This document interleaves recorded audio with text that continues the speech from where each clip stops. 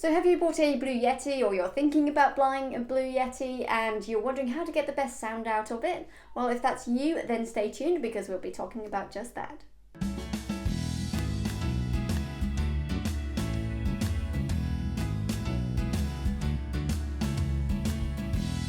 Hi, Jamel's Marie here with Creative Online Courses, and on this channel I guide you through tips and tutorials to crush it with visual media and produce your online courses like a boss.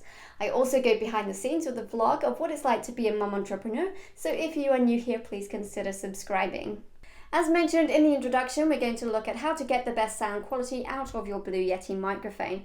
If you haven't seen the previous videos in this mini-series, please check out the links in the description below and that will also help.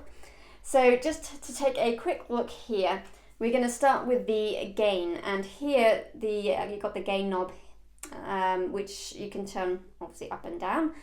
Think of gain as sensitivity. Think of it as brightness and dullness as well, because that's another way you can look at it. So the higher the gain, the more sensitive the microphone is going to be, and it's going to be picking up all the surrounding sound, and it's going to sound very bright as well. If you turn it right down, it's going to not pick up as much of the surrounding sound, but it's also going to make you sound quite dull or flat. So you want to pick the sweet spot. Some people say just above the middle, some just below the middle, some like it right down the bottom. I guess they like a very flat or dull sound. I like it just below the middle personally. That's where I generally have it set. And you're going to just have to play with it in your settings to find what works best for you. The other thing to do is to make sure you are in the cardioid setting pattern to make sure that you get good sound. If you are using any of the other patterns, your sound isn't going to be as good quality because of the way that the microphone picks up the sound. If you want more information on this, then check out this video right here where I talk about the patterns a lot more and actually give you more of a demonstration of how to get the good sound out of it and what the different patterns sound like. But yes, if you are talking, if it's just you and you're talking into the microphone, then you want to use the cardioid pattern. The other thing is to make sure you're actually recording in a quiet environment. So think about what's around you. Do you have computer fans or other kind of AC units or some refrigerator noise or something like that which is going on in the background that can cause a hum and this kind of underlying noise in the background, which is not so great for getting good sound. So turn those off if you can. Shut the doors and film at a time of day when it's less likely to be noisy. So if you live on a busy street and it's rush hour, it's probably not the best time to record. If you are, I don't know, if you've got children playing around, you probably don't want to be recording at that time. Just bear in mind that all these background noises are going to be picked up by the microphone. Now, if you're using the cardioid pattern, then it's going to pick it up less, which is great, but it's not going to completely block out those sounds. So do make the environment as quiet as you can. The other thing you can do is to use a shock mount for your microphone. Now, I don't have a shock mount to show you, but I will find a picture to show you on the screen. But then you can hang the microphone, for example, on a boom, and you can have a shock mount and it will absorb all the vibrations and other things like that it might be coming through. You can also have it on a stand on the table and use a shock mount and it will do the same thing. So either way, a shock mount is a great way to improve the quality of the sound so that you're not getting the hum from your computers.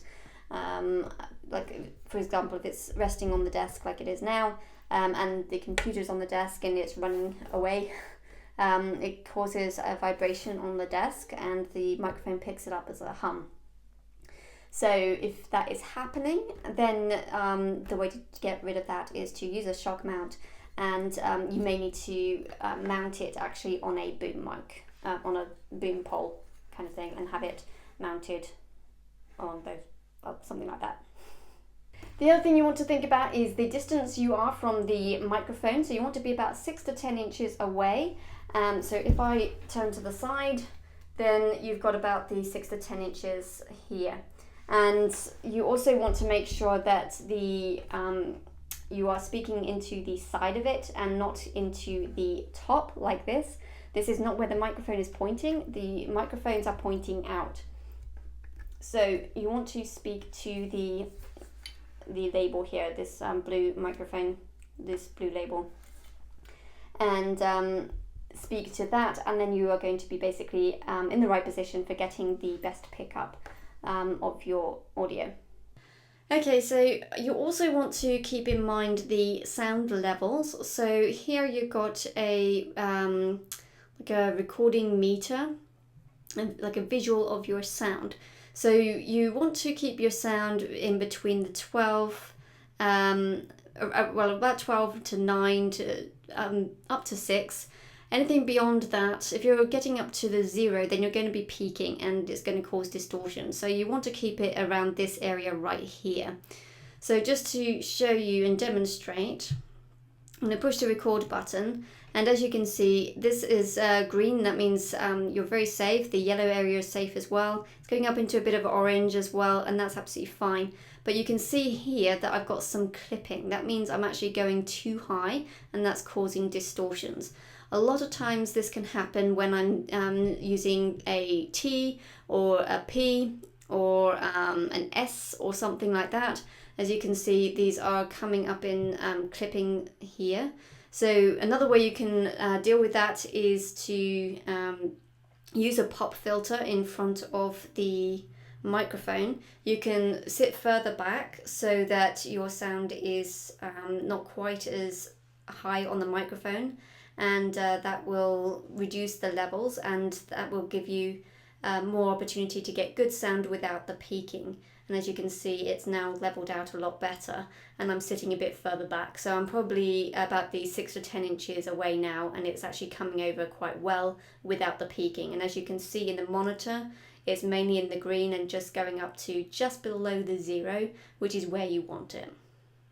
So I hope that was helpful in getting good sound for your Blue Yeti, and if you haven't had a chance to check out the other videos in this little mini series, you can check out the links in the description below.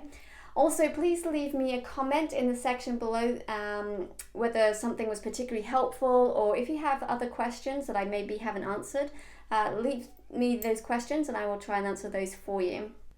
Thanks for watching this video, and if you're interested in more tips and tutorials on visual media or building online courses, or what it's like behind the scenes of a mum building a business, then please subscribe, and you can watch a couple more videos right here. And if you like this video, please hit the like button, and we will talk soon.